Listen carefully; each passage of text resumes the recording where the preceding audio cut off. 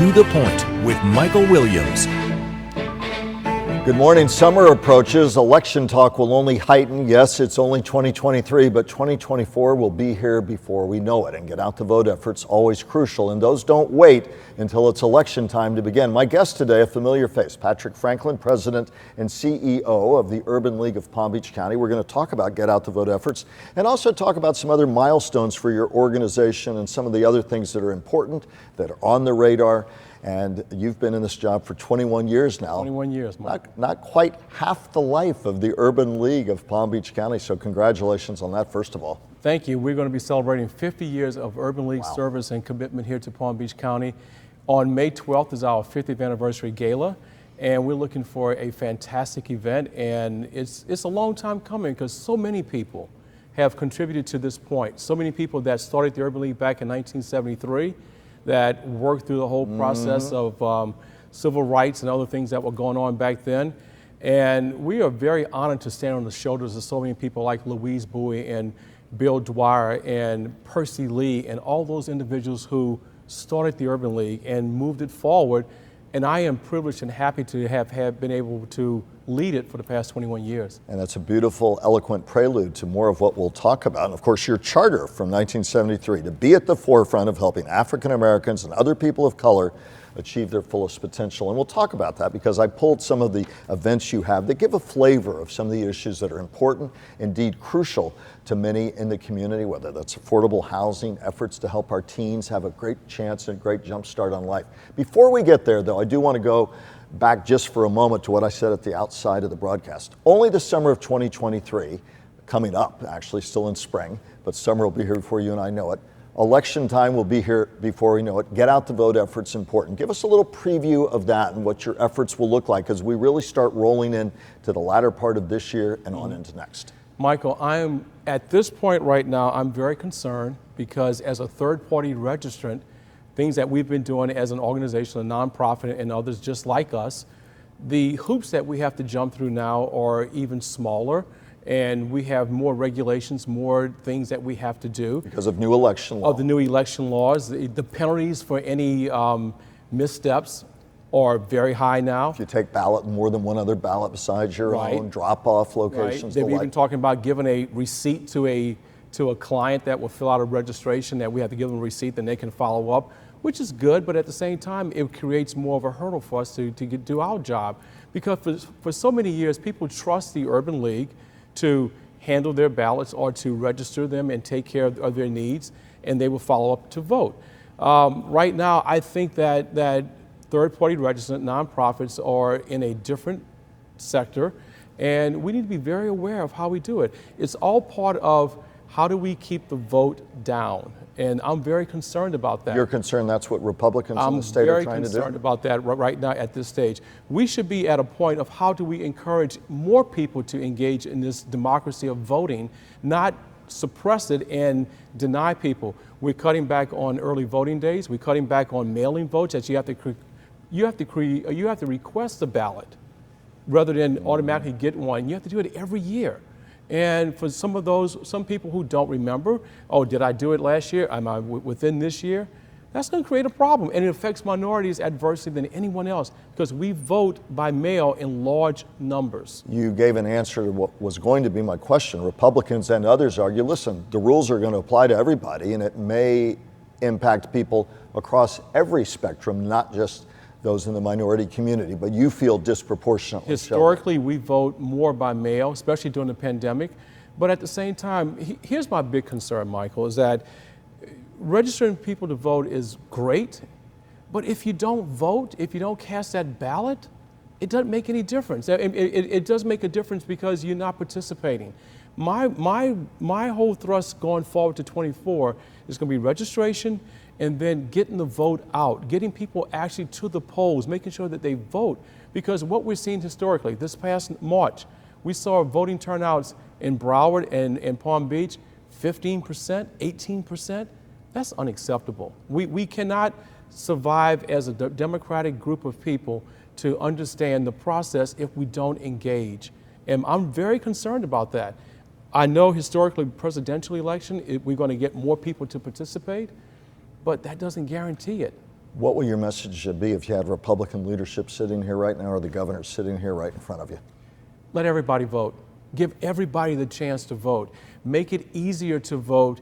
Yes, make sure that they have the right credentials, make sure they're citizens. Which yes. they argue they're doing. Right, but don't put the roadblocks in front of people. Your average citizen who's been there for years, give them the opportunity to engage. I promised at the outset we would talk about elections. You and I will talk many more times, and we have time. I'm already corralling you for right. next year, as we'll be getting much more deeply into our political coverage, election coverage, voting, nothing more important than that. But I also said that I wanted our audience to have a little more sense on this 50th anniversary. I went through some of your events. A number of them talked about affordability workshops, gives you a sense of what's going on in the minds of some of the people you serve. Summits this summer. Talk a little bit about what's on the minds, what's on the radar of the people you serve, the hopes, the heartaches, the concerns, and where you're going. We're seeing more and more families that are looking to become homeowners. The inventory of homes is very limited here in Palm Beach County. They're migrating to the northern counties to look for affordable housing. We know that for the average person, the average home here is unattainable. How do we keep people engaged? Interest rates are going up. So we work very hard to counsel our clients, to walk them through the whole entire process, hold their hands. It may take 6 months, it may take a year or more. Are there resources that you're finding you're able to direct them to that are giving them a real shot? There's one thing to handhold, and you all do a lot of that. What are you seeing right now in terms of additional resources that can help people say, I appreciate that, but now I can move to the next level? Is there more available? It's more coming through the legislature is coming with more funding for affordable housing. But locally, the county and the city are giving a lot of down payment assistance funds. They're giving a lot of those funds available. Here is the real issue.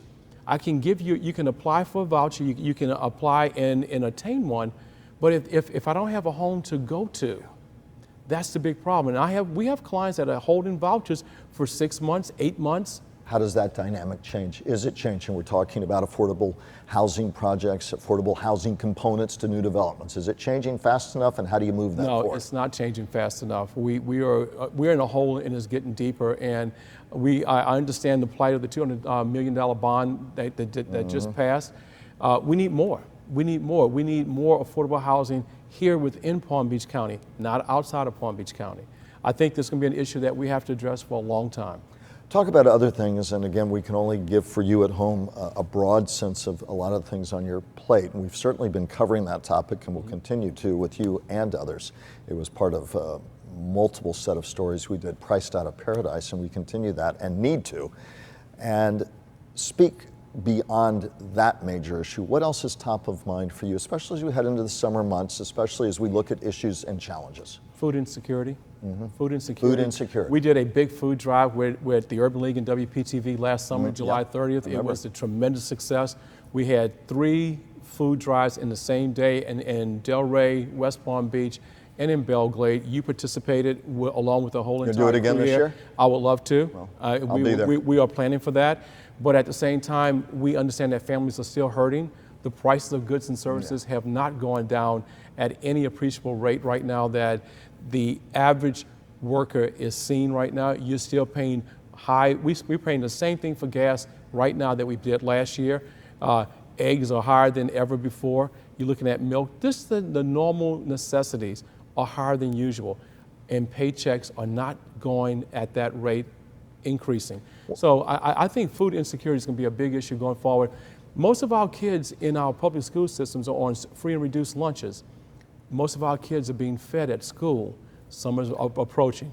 That can be a big issue. And no easy answers to any of these topics, topics that you continue to push in your leadership position, topics that we continue to cover, but there's no magic wand, but there has to be consistent focus. And what is your message ongoing to county leaders on all of these topics? And what are your final thoughts as you look ahead to your 50th anniversary into the issues and challenges that you all face in terms of trying to wrap your arms around in a positive way this community? We are looking forward to working with our elected officials in every aspect. My main goal right now is to be there for all of the residents here in Palm Beach County. Not the Reds, not the Blues, not the Conservative, not the right or left. Be there for everyone. How can you do that? Find a way to find middle ground to help all of the people in need right now. we do that each and every day to serve the 18,000 plus residents that come to us on a daily basis throughout Palm Beach County and surrounding counties. We are very much an advocate for those without a voice, and really making sure that they can see tomorrow, the next day, and beyond. And my goal as the leader of the Urban League, Michael, honestly, is to make sure that our doors are open to serve those in need, not only this week, but next month, next year, 10, 20 years from now. Before we came to air, as you and I were walking down the hallway to the studio, you've got a summit this summer for youth, and you wanted to talk about that. Yes. Let's end it on a really high note. We are right now going to do a pilot program this summer for high school youth that are looking for jobs. We're going to do a summer internship program. If you have a youth at home and you're looking for a job for that young man or young lady, call the Urban League at 561-833-1461. Say the number again slowly. 561-833-1461. Go to our website at ulppc.org and look for our summer internship program. We're trying to fill those spots right now, so don't wait. Those spots are filling quickly, but we're here to help all those in need here in Palm Beach County. Much more you and I will talk about in the months to come, as we have over many years. To anybody watching, to the point, of familiar face and eloquent voice in our community. 21 years of leadership as we salute the Urban League's 50 years of leadership in Palm Beach County. A lot to celebrate, but as you said, a lot of challenges to embrace right now. Right. Michael, I just want to thank WPTV for the partnership they have done with us for all the years so far, and I look forward to many more. Well, it is our honor, and congratulations on the 50th year, but I know you're not sitting still with the challenges you face. No. We'll be talking to you plenty in the year to come. Thank you, sir. Thank you, sir. Coming up, a look at Florida politics, which of course means DeSantis, Trump, and more when we come back.